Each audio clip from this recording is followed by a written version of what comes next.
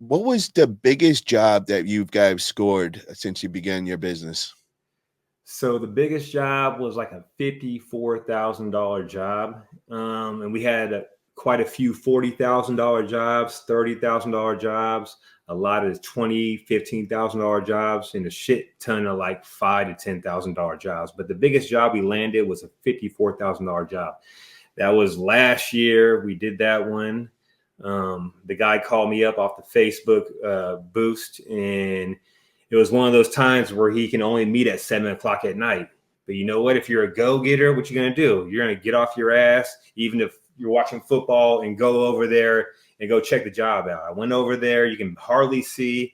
And there's a bunch of stuff underneath the deck. And what we did was we sold ourselves. We went over there, talked to the guy. He loved us.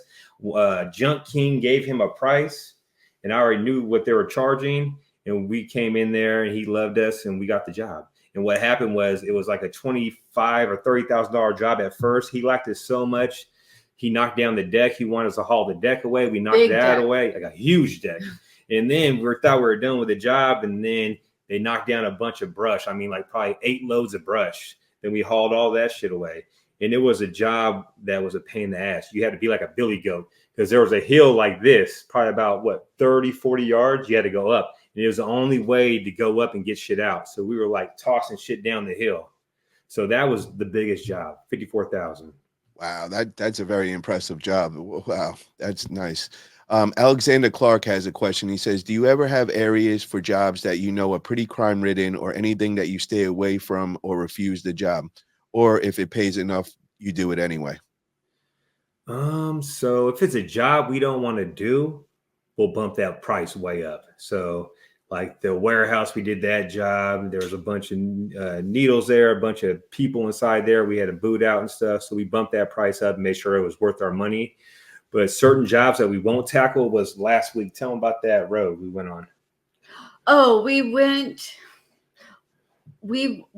up just a really windy, steep road, and then it narrowed, and it was a one-way, and it was dirt road, and it was very difficult. Like our truck was like this, and then going back, we already knew that if he called us back, we wouldn't go.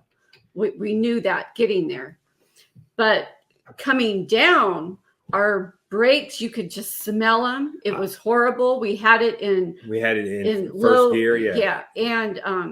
And then Matt was complaining that even though he was pushing down as hard as he could on the brakes, it wasn't really like stopping or like slowing down like it should. And it was very scary.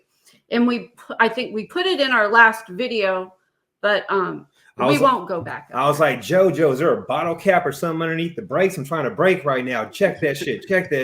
I even pulled the emergency brake one time to slow down. I had it like in low. I pulled the emergency brake a little bit. I was like, holy shit, you can just smell the brakes. So bad. So we won't do that again. Never again. But we also won't do jobs where there are squatters there anymore. Okay.